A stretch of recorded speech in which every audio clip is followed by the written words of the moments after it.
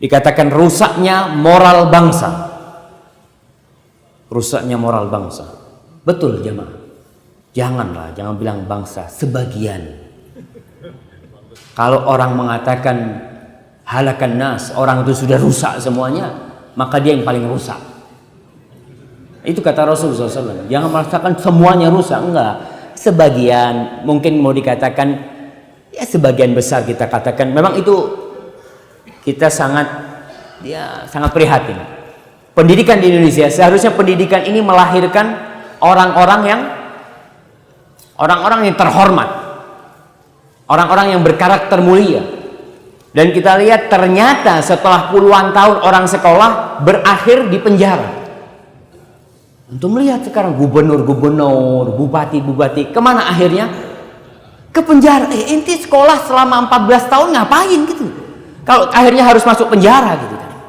Ternyata orang-orang pintar tidak memiliki karakter ya. Sebagian kita katakan tidak berkarakter, walaupun kita lihat Indonesia ingin memajukan pendidikan berkarakter.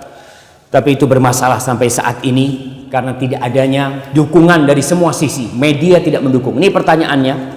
Merajalela acara tontonan hiburan, musik, film di stasiun TV swasta yang mengumbar aurat. Mengapa tokoh-tokoh agama, terutama pihak Islam mungkin MUI membiarkan tidak melarangnya? Mohon tanggapan tersebut. Subhanallah. Kalau saya lihat sebenarnya mereka mengharamkan. Tapi fatwa MUI itu tidak mengikat. Fatwa mereka tidak mengikat. Dalam artian ya media punya media. Kita sebenarnya yang bisa mengontrol media itu. Kita nih. Sebagaimana bank syariat kenapa muncul sekarang? Karena umat yang menuntut. Karena kita ngerti riba itu haram. Lalu kita menuntut nggak mau bank konvensional. Walaupun bank syariat kita mungkin masih belum juga sempurna. Masih dalam merangkak mereka ingin memperbaiki. Tapi kenapa dirubah syariat? Karena ada tuntutan dari masyarakat. Kalau moral kebanyakan orang itu rusak, media ini benar-benar biang, nggak bisa dipungkiri. Na'udzubillah ya.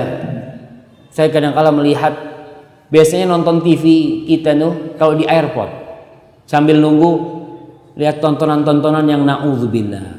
Saya sempat melihat ada seorang artis di acara itu meluk fulan. Anak tanya, ini istrinya katanya? Bukan, fannya. Ya Allah, anak ngomong. Dipeluk-peluk gitu, dilihat oleh siapa? Oleh anak-anak kita. Oleh tontonan masyarakat umum. Apa yang ada? Oh, kalau seperti ini bagus kalau gitu kayaknya. Na'udzubillah min dzalik. Jadi kalau kita melihat ya memang ulama harus bergerak karena kemungkaran itu tidak akan merajalela kecuali tatkala para ulama diam. Tatkala mereka sibuk dengan dunianya. Mereka tidak lagi berdakwah, tidak menyampaikan kepada umat ya. Siapa yang tidak atau siapa yang meragukan keharuman orang-orang yang joget-joget dangdut mungkin dengan auratnya? Siapa yang meragukan hal itu? Yang mengherankan dan kadangkala orang pulang haji atau orang punya hajat di Jawa, saya nggak ngomong di sini, itu nanggap dangdutan. Iya, dengan pakaian yang seperti itu mereka nanggap.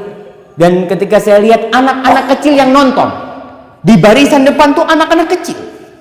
Saya lihat subhanallah, mana ustadznya, mana kiainya, mana alim ulamanya, kemana mereka semua? Terkadang mereka diam. Terkadang mereka diam. Maka kalau kita lihat, ya kewajiban kita bersama untuk menjaga bangsa ini, menjaga negeri ini. Kita perlu menciptakan kader-kader yang mengenal la ilaha illallah, yang mereka bisa mengembalikan kedamaian dan kesejahteraan di Indonesia ini. Itu yang kita harapkan nantinya. Tapi kadang-kadang orang berpikir, gimana Ustaz, kata dia, tuh guru ngaji dibayar 200.000 untuk memperbaiki akhlak anak kita.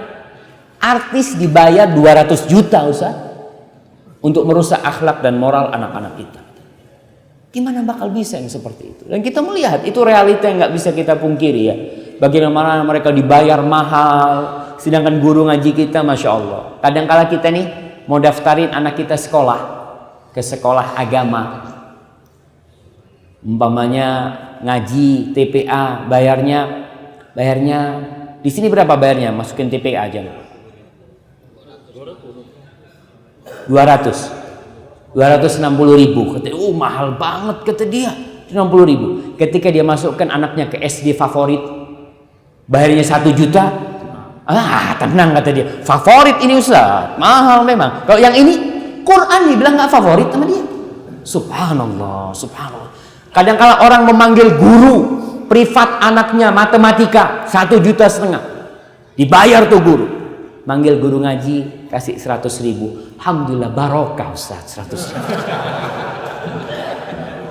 Ente mau gimana? Subhanallah. Nggak, itulah kita kalau memang benar-benar memperbaiki bangsa kita ini, nggak hanya bicara pemimpin, nggak hanya bicara ulama, nggak hanya bicara yang di atas, bicara yang di bawah. Karena tuh pemimpin asalnya dari mana? Dari bawah. Ulama-ulama dari mana asalnya? Dari bawah. Maka sekali lagi kalau dikatakan mungkin ada ulama-ulama yang kurang perhatiannya, mungkin ada sebagian di antara mereka. Memang dulu jamaah pesantren-pesantren itu bengkel. Pesantren-pesantren itu dulu tempatnya anak-anak nakal. Jadi kalau anaknya nakal, apa kata bapaknya? Saya pondokkan. Akhirnya kumpul di pesantren anak-anak bandel semuanya. Pokoknya yang nakal dipondokkan. Ya, subhanallah. Kalau pinter kok jadi dokter kata dia. Kalau penurut jadi dokter. Kalau nakal jadi ulama. Seperti itu. Allahu akbar. Allahu akbar. Ini benar-benar harus diperbaiki, jemaah, ini harus diperbaiki ya. Dan alhamdulillah saya lihat sekarang kajian-kajian Islam sudah rame ya, orang-orang udah mulai ngerti, dan media-media Islam juga alhamdulillah, media-media dakwah udah banyak.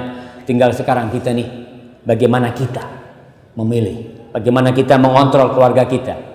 Disitulah kita dapat menegakkan insya Allah syariat Allah dari diri kita, dari rumah kita, masyarakat kita, insya Allah nanti akan berjalan dengan izin Allah Subhanahu Wa Taala.